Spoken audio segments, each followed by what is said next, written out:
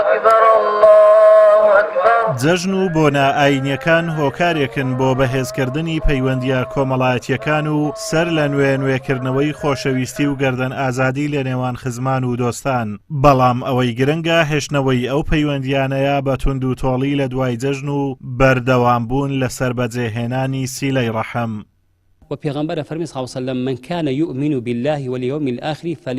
فليصل رحمه واتهر كسك باوري بخواه وباوري بروج دوائه أبي سيل رحمي خوي جيب كات ولا فرمودي كتير ذاك متفق عليه أفرمي الرحم متعلقة بالعرش رحم بيوند كراوة بعرشوا أفرمي رحم بخوي أليت من وصلني وصله الله هر كسك سيل رحم أداب كات وجيب كات أما خواي پروردگار أو بياوە بەسەرەکاتەوە و هەر کەسێکیش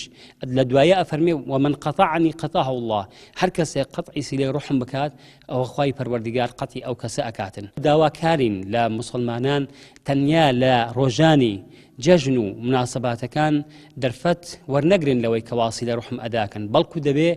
هەمیشە بەردەوام بین لە نخۆشەکان سەردان بکەین بەبێ نخۆشیش سەردانی یەکتر بکەین بۆ ئەوەی علاقات و کۆمەڵایەتی لە بینماندا پتەوتر بێت تاوەکو خوای پەروەردیگاریش لە خۆمان ڕازی بکەین و لەسەر سونەتی پێغەمبەری خوا بین. ئەگەرچی گەلی کورد بەهۆی پابەندیان بە ئاینی پیرۆزی ئیسلامەوە لە دێرزەمانەوە پەیوەندیە کۆمەڵایەتیەکان لە نێوان خەڵک پتەو بووە بەڵام لە ئێستادا ئەم پەیوەندیانە کاڵبوونەتەوە و تەنها لە بۆنە ئاینیەکان بەدی دەکرێن. مامۆستایەکی زانکۆش هۆکاری کاڵبوونەوەی پەیوەندیە خزمایەتیەکان دەگەڕێنێتەوە بۆ بەرەوپێشچوونی تەکنەلۆژیا و بوونی تۆڕە کۆمەڵایەتیەکان جگە لەوانەش نەبوونی ڕۆشنبیری ئاینی هۆکارێکە بۆ کاڵبوونەوەی پەیوەندیە خزمایەتیەکان. ئەمەش بۆ چەند هۆکارێکی ڕئیسی دەگەڕێتەوە. ئەم هۆکارە ڕئیسیانە بۆ بڵاوبوونەوەی بەرفراوانی تۆڕە کۆمەڵایەتەکان ئەگرێتەوە. جا تۆڕە کۆمەڵایەتەکان زۆرش لە خۆی ئەگرێتەوە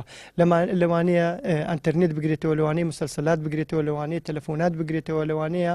تا حدێک باشتر بوو پێش ئێستا تا تەنها کە تەماشات ئەکرد مۆبایلێک بوونی هەبوو ئێستا تەماشاکە تۆڕە کۆمەڵایەتیەکان کە وێنە پیشان ئەداتن بە